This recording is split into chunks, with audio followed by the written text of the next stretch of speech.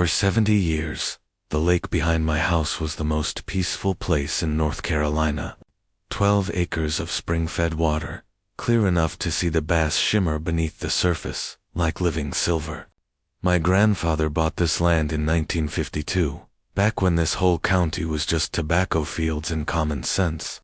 He built the dock himself, plank by plank, using wood he milled from the oaks that still stand along the shore.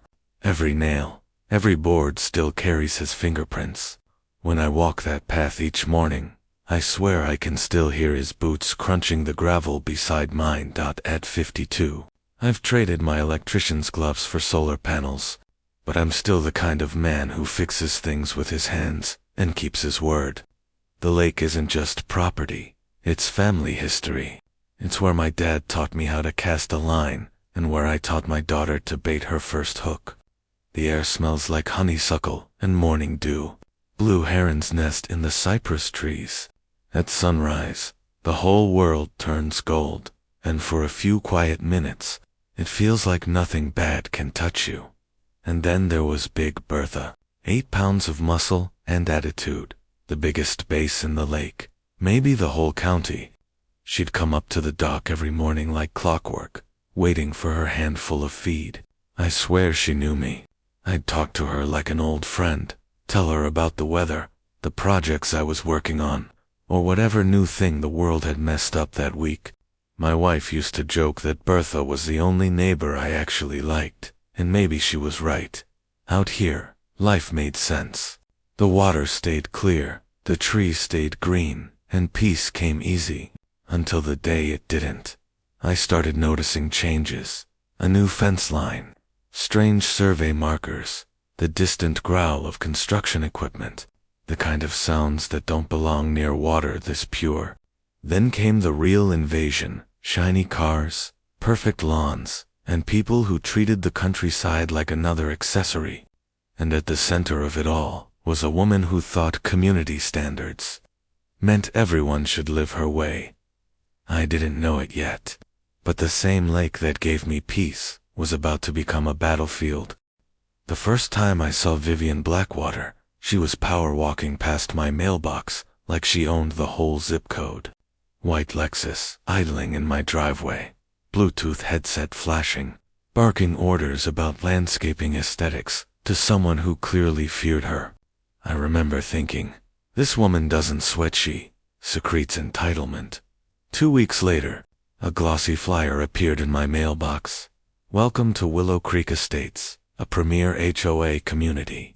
My 12-acre property sat right on their border, a patch of authenticity surrounded by cloned mansions and manicured lawns. I wasn't part of their HOA, and thank God for that, but that didn't stop Vivian from acting like she had jurisdiction over oxygen. She showed up at my dock one Saturday morning, clipboard in hand, heels sinking into the gravel. Mr. Reed, she said, flashing the kind of smile you give before serving bad news. Some residents have expressed concern about your fishing activities. I laughed. Concern? About a man fishing in his own lake? Her smile tightened. It's about community harmony. The sight of you cleaning fish could diminish property values. There it was, that phrase every bully hides behind, property values. Translation: my control issues are now everyone's problem. A week later, I got an official letter on HOA, letterhead demanding I remove my unsightly dock structure within 30 days, or face legal consequences. I called my buddy Tom Martinez, a real estate lawyer who saved me from bureaucratic nonsense before. He nearly choked on his coffee, laughing. Marcus, that dock's older than she is. The HOA can't enforce rules retroactively on pre-existing properties. She's bluffing. Still, Vivian didn't back off. She started a subtle war. Her weapon was paperwork and performance. Every morning when I fished, her landscapers would appear, leaf blowers screaming like jet engines. She timed it perfect. Live 6 a.m., sunrise, bass feeding time, just to drive me off the water. Diesel fumes replaced the smell of honeysuckle. Birds stopped nesting near her property line. It was like living next to a construction zone, run by a dictator with a manicure.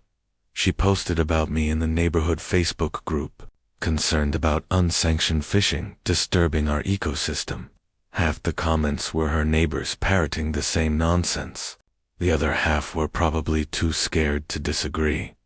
But here's the thing about people. Like Vivian Blackwater, they mistake politeness for weakness. They think silence means surrender. I kept my cool, fixed my lines, and watched the sun rise anyway, because when someone tries that hard to control your peace, you know the fight isn't about rules. It's about power. What she didn't realize was that I don't play her kind of game. I don't gossip, I don't intimidate, and I sure as hell don't quit.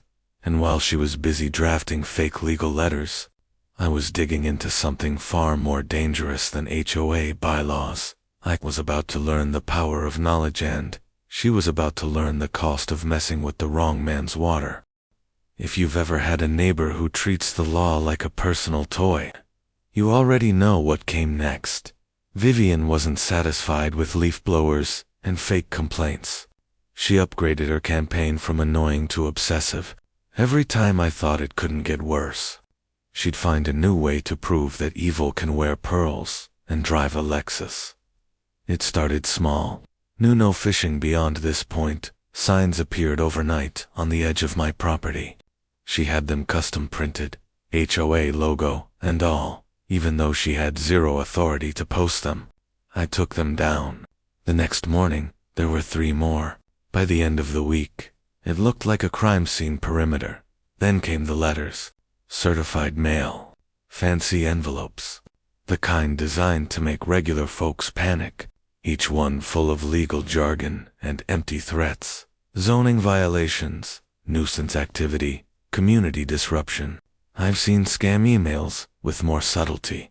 I called Tom again. She's trying to paper cut you to death, he said. File those letters under G for garbage. But Vivian wasn't just bluffing anymore. She was building an audience. One morning, I opened Facebook to find my face plastered all over the neighborhood group. Vivian had written a long, dramatic post about a hostile resident endangering community values. It had pictures of my dock, my truck, even my dog sitting by the water. She made it sound like I was running some illegal fishing business from my backyard. Within hours, the comment section turned into a digital firing squad. Why doesn't he move? People like that ruin neighborhoods. He's probably polluting the water. I'd lived here my entire life. Now I was a villain in my own hometown. You'd think an HOA president would have better things to do, but Vivian was addicted to control. Every action I took, every cast I made, became her personal crusade. When the noise didn't break me, she brought in the heavy artillery, lawyers. A process server showed up one afternoon with an official complaint. She'd filed an actual lawsuit claiming my dock extended 6 inches. Yes, 6 inches onto community water rights. Tom laughed so hard he nearly dropped his phone. She's suing you over half a foot of imaginary lake. But it wasn't funny. Lawsuits are weapons when the goal isn't to win. It's to drain your time, money, and sanity. And that's exactly what she wanted. I refused to take the bait. I fixed my dock lights, cleaned my boat, and kept fishing every dawn, like I always had. Because here's the thing. Once you show a bully that noise doesn't scare you, they start losing control.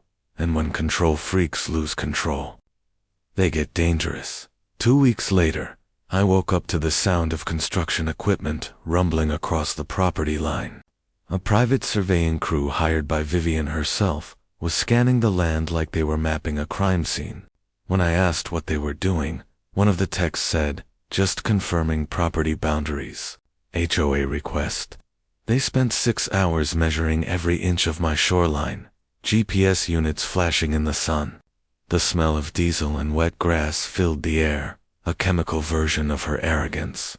When they packed up, one of them said quietly, off the record, "Sir, she's not right in the head."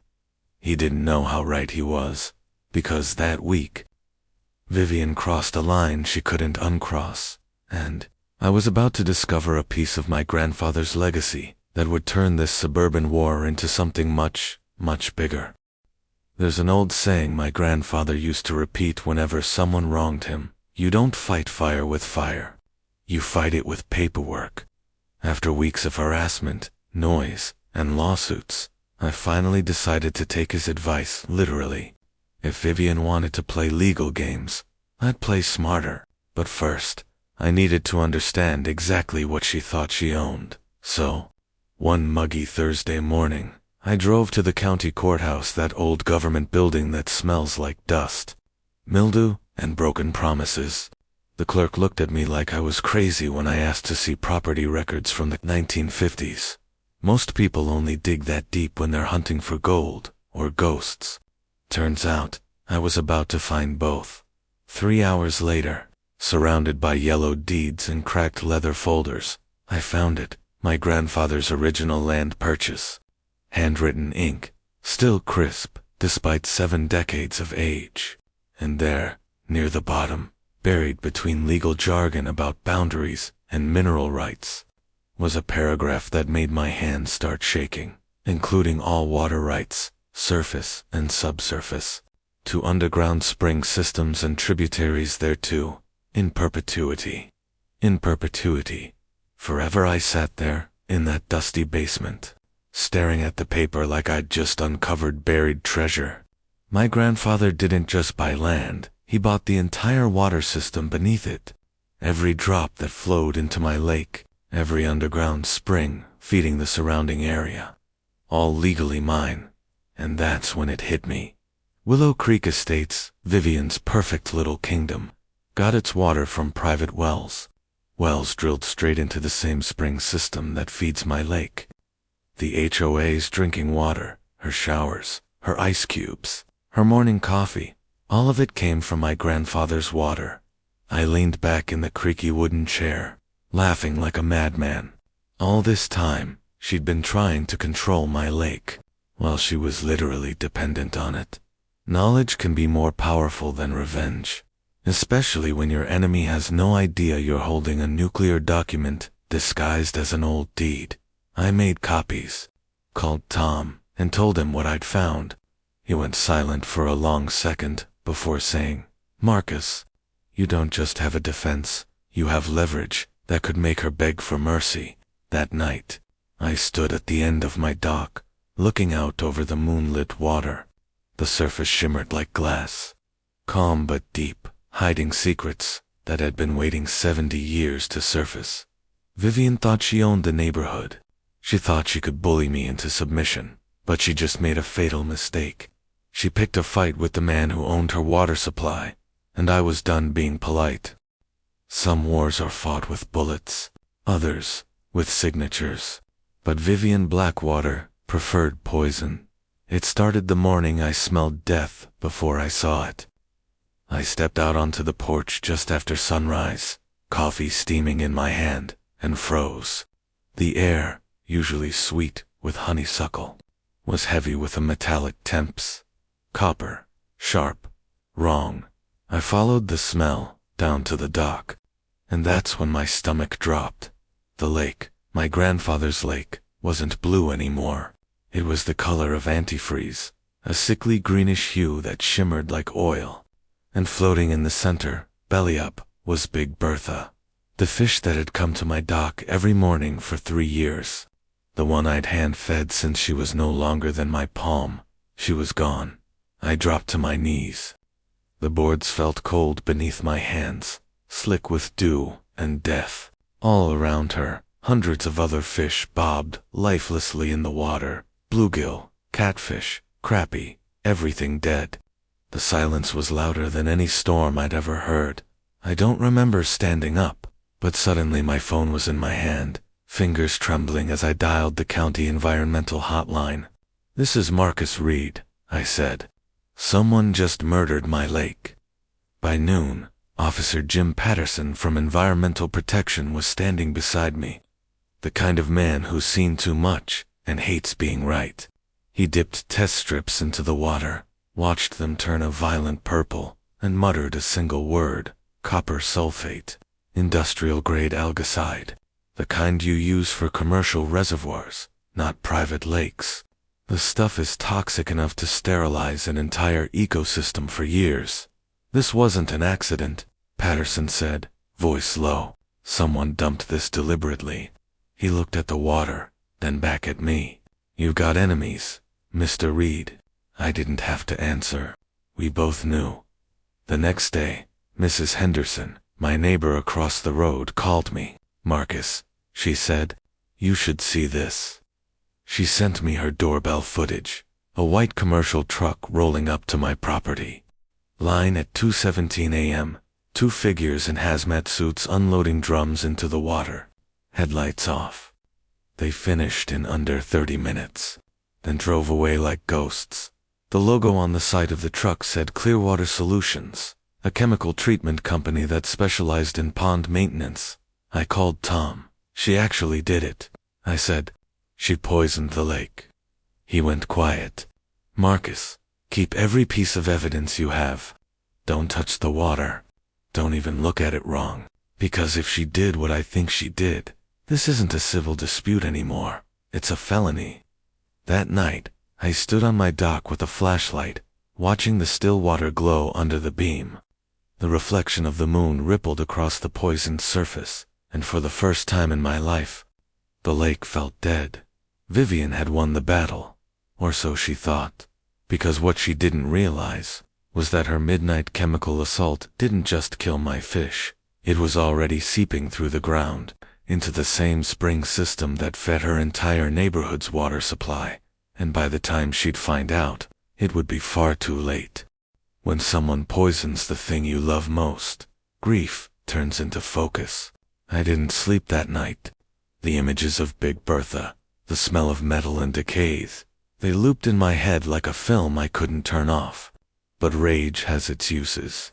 It keeps you awake long enough to find the truth. By sunrise, the sheriff's department had the doorbell footage in evidence. Officer Patterson pulled in again, this time with a hazmat team and a portable lab that looked straight out of a sci-fi movie. They swabbed soil, tested runoff, took photos. Every few minutes Patterson's jaw tightened. This is deliberate contamination, he said. Whoever did this wanted to kill everything in this lake. The chemical drums in the video had serial numbers. That was the break. Patterson traced them back through Clearwater Solutions distributor, records each batch logged, each customer signed for. 3 days later he called me, voice crackling with satisfaction. You're gonna want to hear this. Payment for that order came from the Willow Creek Estates HOA account, authorized by a Ms. Vivian Blackwater. I actually laughed. Not because it was funny, but because karma had finally shown up with receipts, while Patterson built the criminal case. I called Tom and set up a war room at my kitchen table. Laptop, printer, legal pads, coffee. If she wanted to weaponize bureaucracy, I'd match her paper for paper. We started documenting everything: photos, timestamps, chain of custody reports. Tom contacted an environmental attorney in Raleigh, and within 48 hours we had a 3-person team, a lawyer, and a journalist who specialized in HOA corruption. The hydrogeologist, Dr. Mitchell, ran independent water tests. His results were even worse than Patterson's copper sulfate levels, 4 times the EPA limit.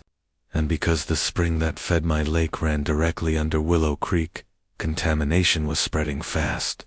Within weeks, every house in the subdivision would be pumping my poisoned water through their faucets. Vivian had literally poisoned her own kingdom. I remember standing on the porch that night, wind cold against my face, thinking about my grandfather's words again. You don't fight fire with fire. No. You fight it with facts and patience. Because the moment you can prove that your enemy built their empire on your water, you don't have to destroy them. You just let gravity and justice do the work. Bad decisions travel faster than people think, especially through water. Within a week of the poisoning, the first complaints started popping up on the Willow Creek Estates Facebook group. Why does our tap water taste like metal? My dog won't drink from his bowl. Anyone else's ice cubes smell weird. At first, Vivian handled it like she handled everything with arrogance and denial. She posted an official HOA notice, claiming the odd taste came from seasonal mineral changes.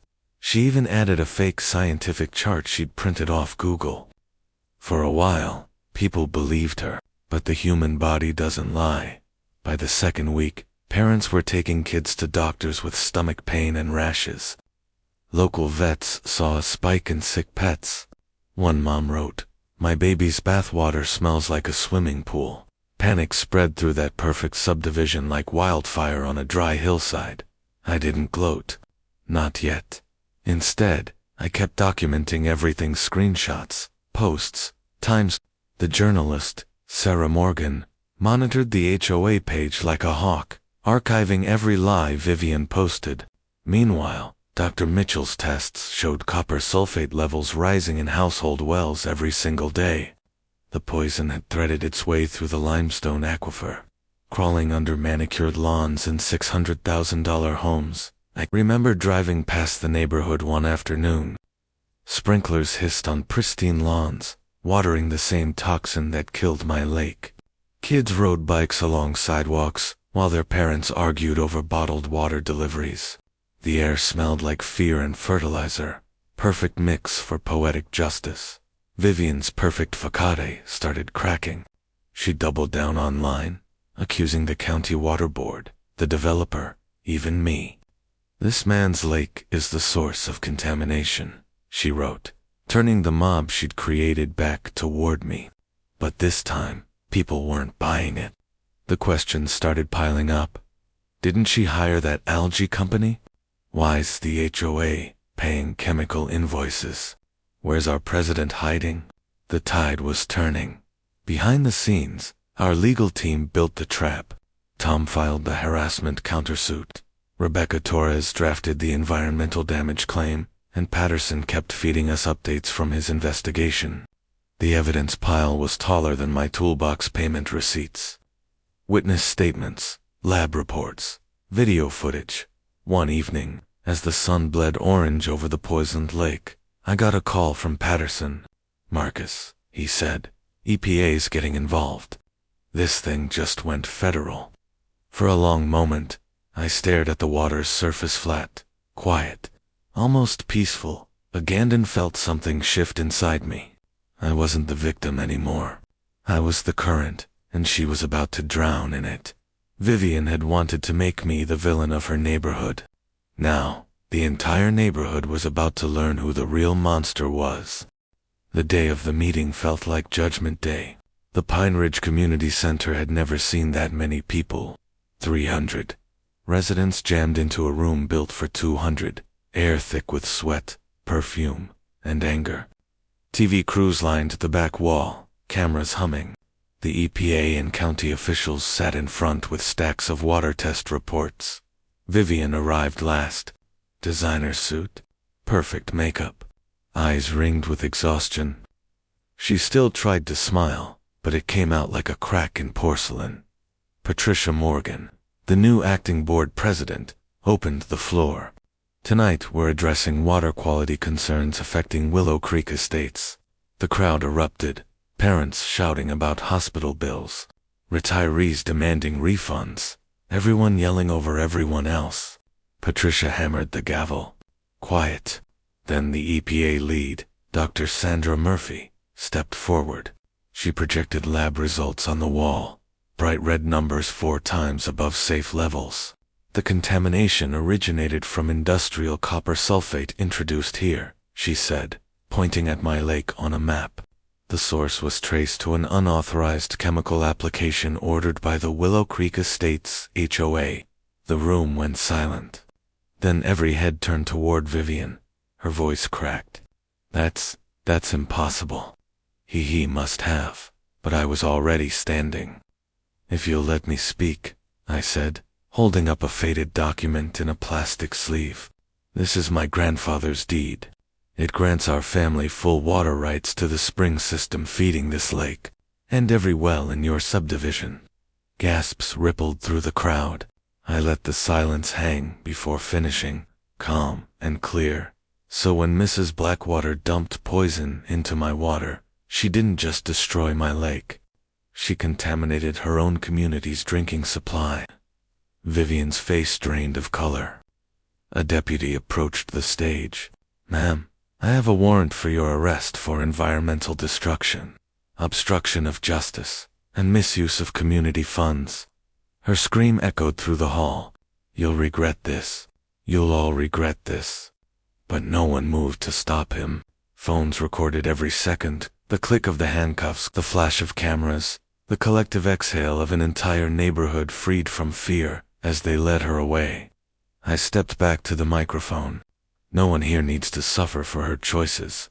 The settlement I'm offering restores the lake, cleans the wells, and clears every homeowner of debt. Let's fix what she brought together. The crowd rose in applause. For the first time in months, the air felt clean. Vivian's empire had drowned in the same water she tried to 6 months later, I stood on that same dock at sunrise, watching the water shimmer gold again. The lake had healed, the air smelled of honeysuckle, not chemicals. Native bass fingerlings darted below the surface, descendants of the fish Vivian tried to erase. The community helped restore it. Families who once glared at me now brought their kids to fish every Saturday. Laughter replaced lawsuits. Peace replaced poison. Vivian lost everything: her license, her home, her freedom. But what she destroyed became the reason we rebuilt stronger. My grandfather used to say, "Water remembers." Turns out, so does justice.